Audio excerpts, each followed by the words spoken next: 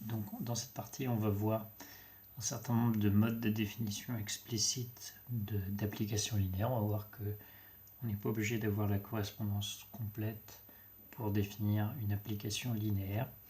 Et de ça, on va en exhiber un certain nombre de transformations remarquables, donc d'applications linéaires remarquables. Et c'est dans le cadre des endomorphismes, donc une application linéaire de E dans E. Alors, en fait, on a deux modes principaux pour définir des applications linéaires de manière en quelque sorte incomplète.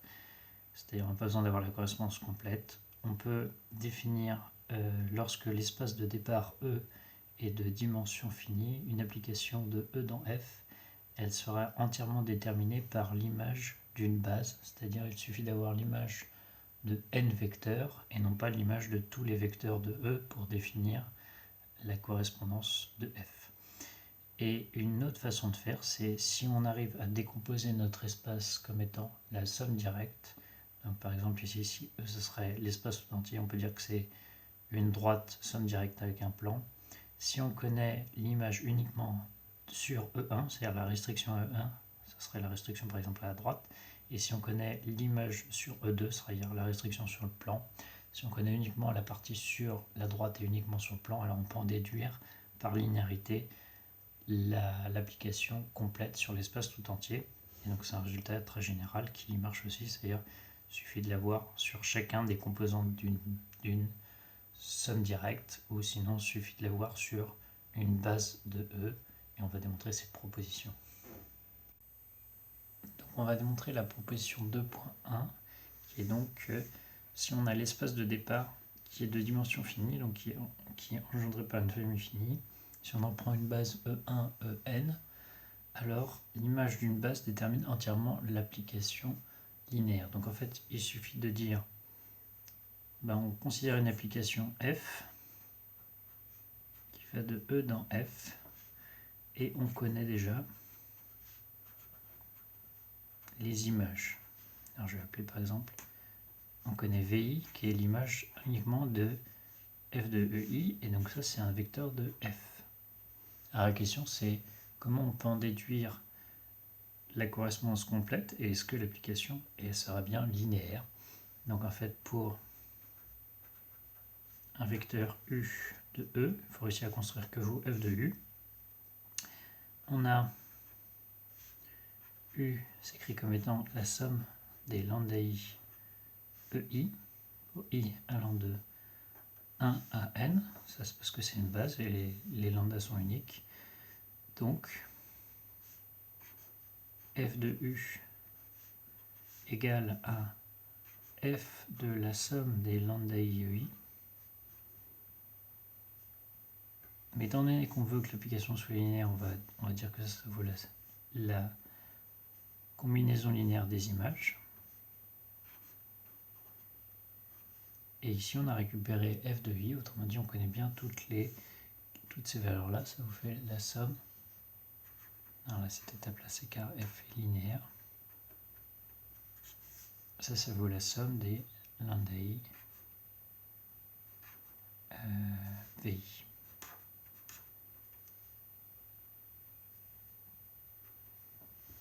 Donc on a une correspondance qui a U associée f de U. Donc à partir de uniquement l'image d'une base, on peut construire une correspondance. Alors,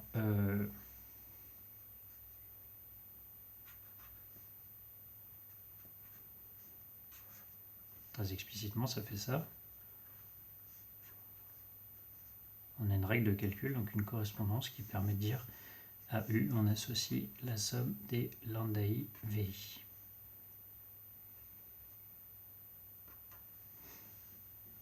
Ce qu'il nous reste à démontrer, donc cette correspondance est bien unique car les lambdas sont uniques et on n'a pas le choix par rapport à la linéarité de l'application.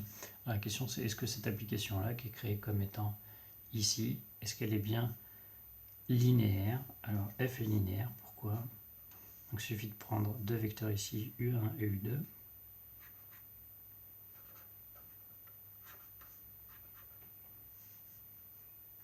Donc le U1, on va le décomposer de la même manière, lambda UI. Et U2, on va le décomposer comme étant la somme des mu I EI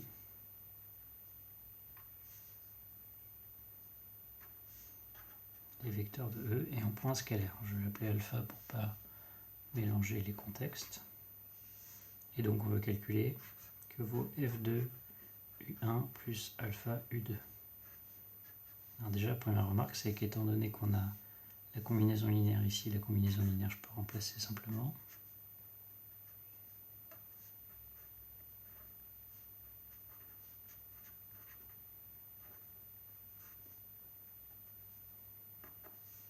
Ici, on a une manipulation algébrique assez simple qui est de dire on somme sur des mêmes indices, donc on va pouvoir rassembler ces sommes.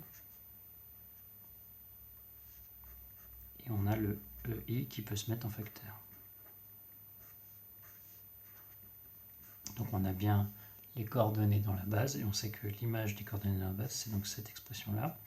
Ça fait donc la somme de lambda i plus alpha mu i vi, et on peut redécomposer cette somme-là en deux sommes, comme étant la somme des lambda i vi plus alpha fois la somme des mu i vi, la première étant égale à f de u1 et la seconde à f de u2.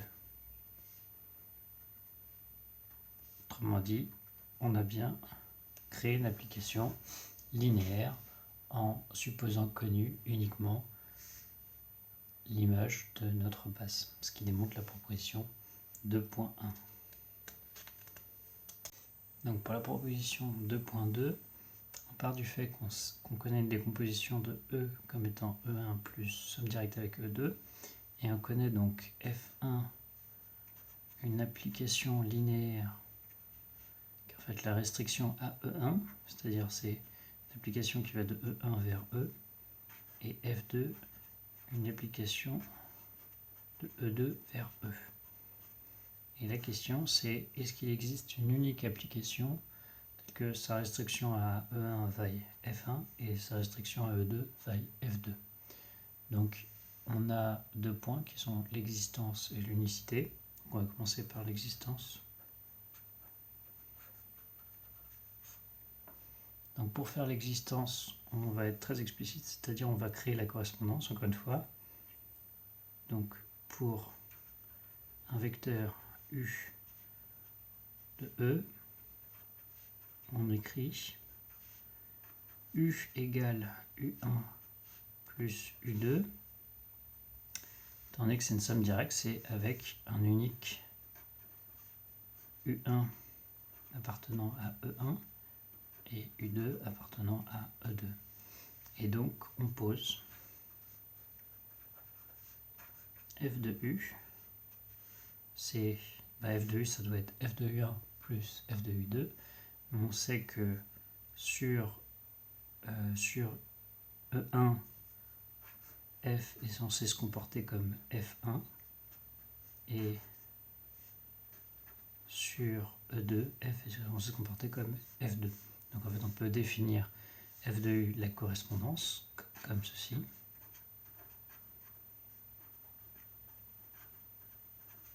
Voilà, la question c'est est-ce que cette correspondance c'est bien une application linéaire. Donc on obtient bien une application ici qui a valeur dans E. Lui c'est un vecteur de E, lui c'est un vecteur de E, l'espace d'arrivée ici est tous les deux E, donc ça c'est bien un vecteur de E.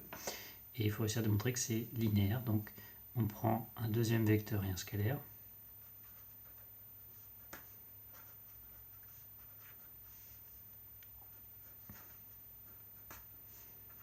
On écrit la décomposition de V comme étant V1 plus V2, avec V1 l'unique composante suivant E1, et V2 l'unique composante suivant E2, et on a que notre f de U plus lambda V, c'est censé être f1 de la composante suivant, on va écrire ça comme ça, car, on va commencer par justification, car U1 plus lambda V, ça vaut donc U1 plus U2 plus lambda facteur de V1 plus V2, ce qui est égal à U1 plus lambda V1 plus U2 plus lambda V2, avec la première étant une composante suivant E1, la deuxième étant une composante suivant E2. Autrement dit, ça c'est bien l'unique composante suivant E1, et ça c'est l'unique composante suivant E2. Donc ici on a que ça vaut F1 de U1 plus lambda V1. F1 s'applique sur la partie de E1 et F2 s'applique sur la partie de E2. Voilà. Chacune des deux applications est linéaire, donc on va pouvoir distribuer la combinaison linéaire.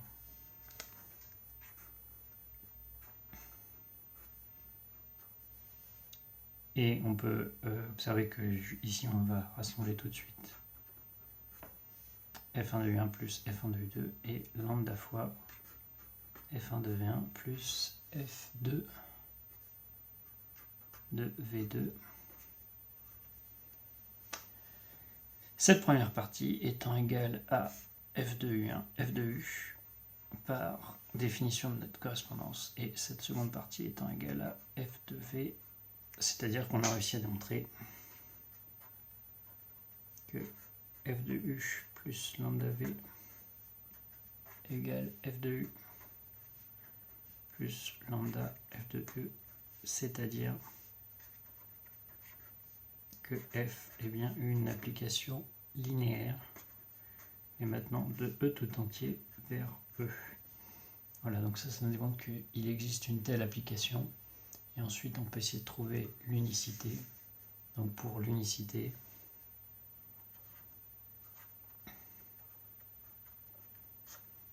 on va prendre donc deux applications F et G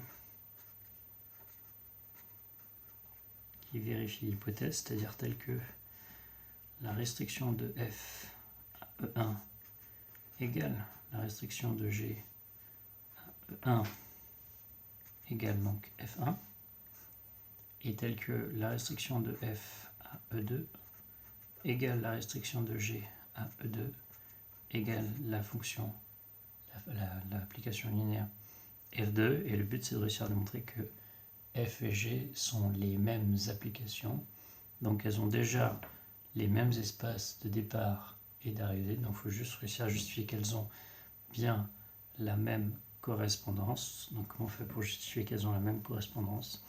Et bien on va donc pour un vecteur U quelconque, qu'on peut décomposer comme étant U1 plus U2.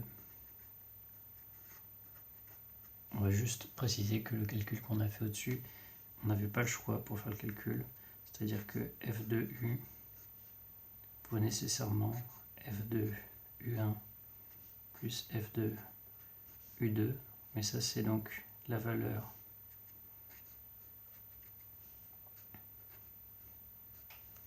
de F sur U1, donc en fait c'est la même que la restriction dans E1, car U1 est dans E1, et de la même manière, F de U2 ça vaut F restreint à E2 de U2, car le U2 ici appartient à E2, donc en fait on a F de U qui vaut cette chose là, on dit ça vaut bien F1 de U1 plus F2 de U2, et de la même manière on peut simplement dire qu'on peut faire le même calcul pour G, c'est-à-dire G de U est égal à G de U1 plus G de U2, ce qui vaut G restreint à E1 de U1 plus G restreint à E2 de U2, ce qui vaut aussi F1 de U1 plus F2 de U2. Donc finalement on obtient aussi F de U. Donc ces deux applications qui ont la même correspondance finalement sont égales, et on obtient l'unicité.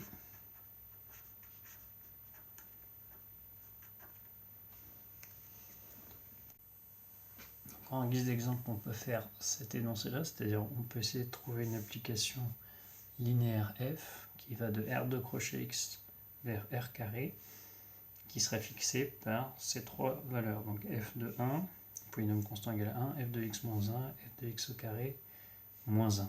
Donc on peut essayer de regarder ces sauges-là. Alors, comment on peut faire ici? En fait, il suffit de démontrer donc que la famille ici, qui est la famille 1, x-1, x carré moins 1, il suffit de démontrer que c'est bien une base, parce qu'une application linéaire est déterminée par une base de l'espace de départ. Pourquoi c'est bien une base? On a notre caractérisation à l'aide de la dimension, c'est-à-dire on a déjà 3 vecteurs d'un espace R2 crochet X de dimension 3. Donc ça vaut le cardinal de notre famille, que je vais appeler grand B comme base. Voilà, donc le cardinal vaut la dimension de l'espace, et la deuxième propriété, c'est soit libre, soit générateur. Ici, on a une famille échelonnée en degrés. Donc on sait que c'est libre.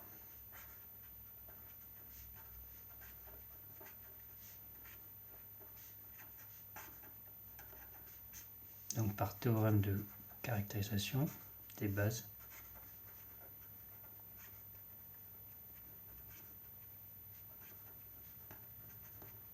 c'est bon, on a 2 des 3 propriétés, autrement dit B est une base. Donc notre proposition s'applique et on peut dire qu'il existe une unique application qui est fixée par l'image d'une base. Alors par contre, on pourrait se poser la question, quelle est l'image d'un vecteur quelconque de R2 crochet X, donc d'un polynôme P quelconque? Et ben on va pouvoir l'avoir également. C'est-à-dire que si on prend un polynôme P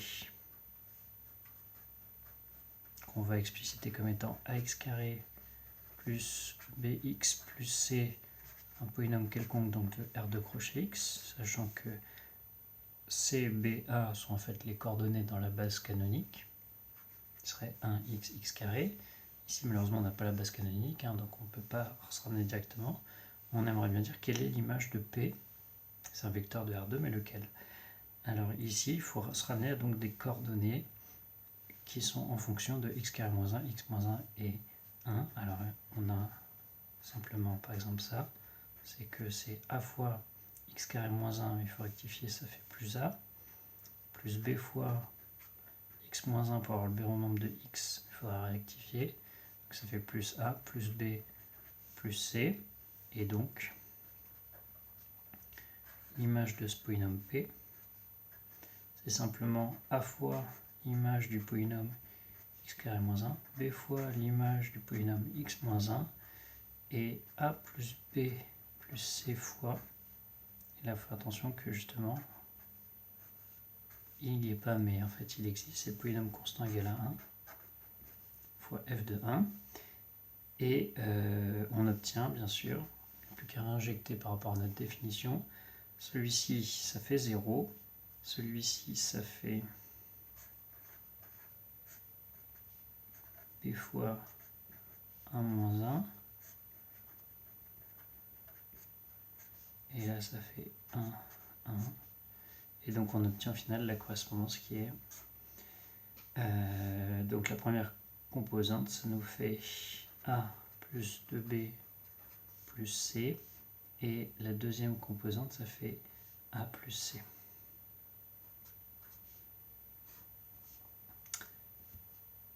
Voilà, et donc on a obtenu la correspondance complète de notre application linéaire, simplement en décomposant par rapport à notre nouvelle base. Autrement dit, ce qu'on a dit, c'était que ici, le polynôme, il admettait pour coordonnées A plus B plus C, B et A dans la nouvelle base P.